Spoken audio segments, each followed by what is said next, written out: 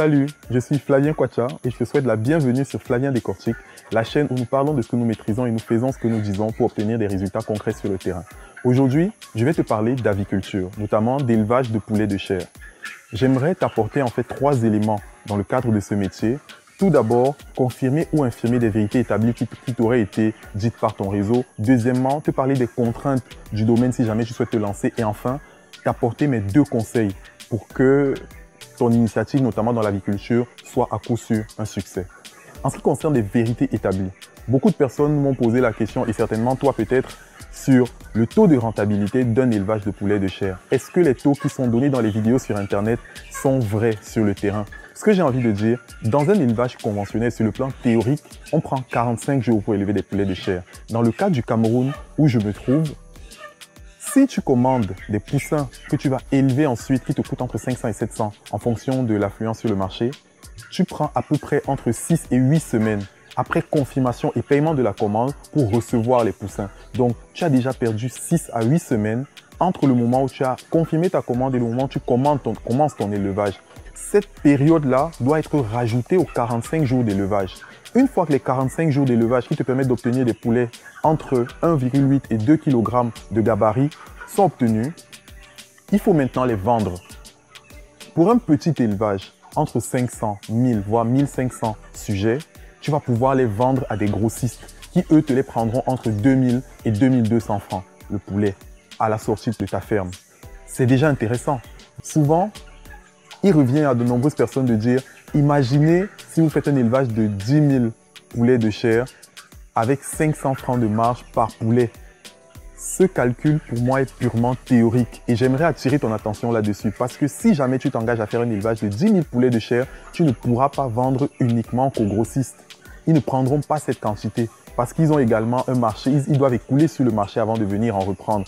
Et plus les poulets vont rester dans ta ferme, tu vas devoir les nourrir et ça réduira ta marge. À ce moment-là, tu devras t'adresser à des clients ou des partenaires beaucoup plus formels, comme certains restaurants d'une certaine envergure, des hôteliers ou des services traiteurs qui ne te paieront pas directement, peut-être avec des meilleures marges, voire 200 à 300 francs de plus, mais qui te paieront à 30, voire à 60 jours.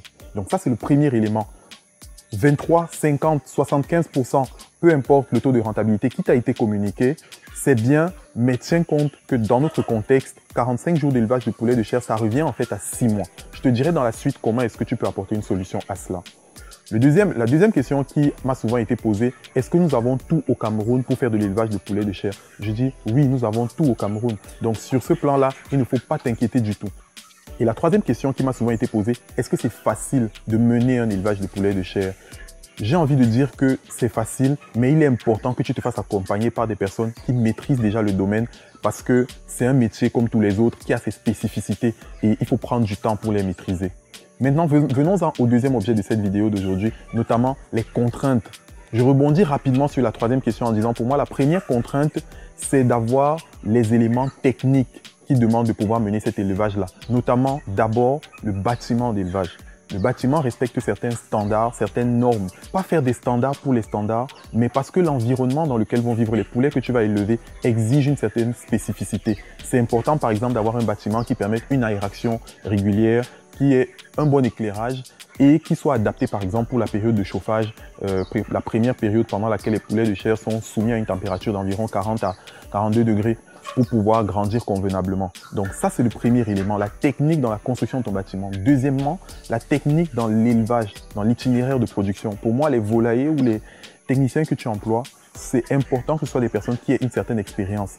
Des dizaines de maladies peuvent attaquer tes poulets au quotidien. Donc c'est important d'avoir quelqu'un qui puisse analyser via leur comportement, via leurs excréments, via leur respiration, quelles sont les maladies qui sont en train de les attaquer ou qui les ont déjà attaqués et comment remédier à cela.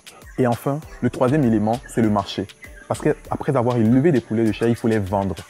Le poulet de chair, c'est l'un des produits dans l'agriculture au Cameroun sur lequel le marché est le plus capricieux. Dans tous les produits agricoles, c'est le cas, mais dans l'élevage de poulet de chair, c'est encore plus grave. Parce que tu ne sais pas exactement à quel moment le marché va fluctuer et c'est en étant sur le marché que tu peux comprendre quels sont les mois où il y a moins d'affluence, les mois où il y en a plus en fonction des événements, en fonction de la culture. Donc, venons-en maintenant à la troisième raison pour laquelle je fais cette vidéo, notamment mes 2 conseils. Si jamais tu veux te lancer dans un élevage de poulet de chair, qu'est-ce que tu dois faire pour réussir? Premièrement, je t'invite le plus tôt possible à rejoindre un élevage qui existe déjà. Ça peut être de façon active ou à distance, en investissant, en conseillant, en essayant de comprendre comment ça fonctionne pour prendre conscience des contraintes sur le terrain parce que demain, ça te servira dans ton propre élevage. La deuxième des choses, c'est la valeur ajoutée. Il faut réfléchir industrie, il faut réfléchir beaucoup plus grand. Juste faire un élevage de poulets de chair pour vendre des poulets, selon les derniers chiffres de l'IFAVI, qui est l'interprofession avicole au Cameroun, le Cameroun consomme à peu près 78 millions de poulets de chair, mais n'en produit que 60%. Il y a clairement un besoin, mais un besoin qui est disproportionné sur la carte nationale. L'ouest du Cameroun produit à peu près 80%, le reste en majorité venant de Douala et Yaoundé. Et je suis certain que pour toi qui veux te lancer aujourd'hui, tu vas peut-être te lancer à Douala, Yaoundé ou à Bafoussam. Donc tu viendras trouver des villes dans lesquelles il y a déjà une grande demande, mais qui est satisfaite. C'est donc important pour toi de penser à la valeur ajoutée de ton produit. Ne pas juste élever des poulets de chair pour les mettre sur le marché sur pattes, mais peut-être les transformer en quelque chose d'autre. J'espère qu'on pourra aborder ces détails dans les prochaines vidéos. Je t'invite à laisser des commentaires si jamais tu veux que j'aborde des sujets en particulier et je me ferai un plaisir de les décortiquer pour toi.